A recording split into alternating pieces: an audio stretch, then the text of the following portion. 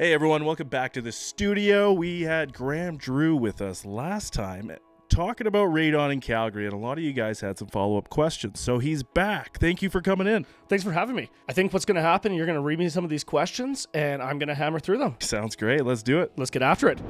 Does high levels of radon always lead to lung cancer? Radon is the second leading cause of lung cancer in Canada after smoking. To say that it directly correlates 100% to getting lung cancer, that's not quite true. It's always increasing your risk of cancer.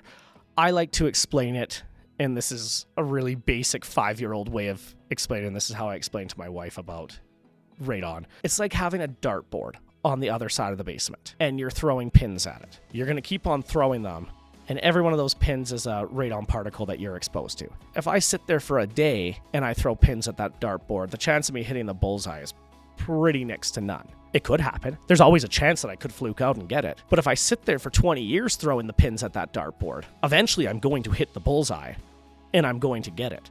And that's how I associate your risk of getting lung cancer. So the higher levels means the closer I am to the dartboard. So if you're at 800 becquerels, I'm only, 10 feet away from that dartboard.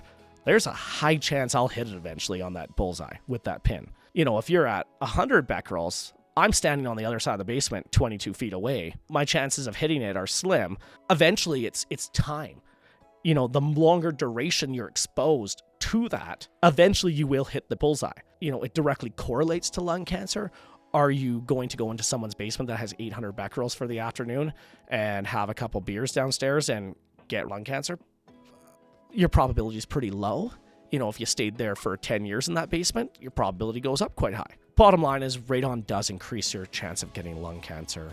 The deaths don't lie. Statistics alone show you that we are there and that it is happening.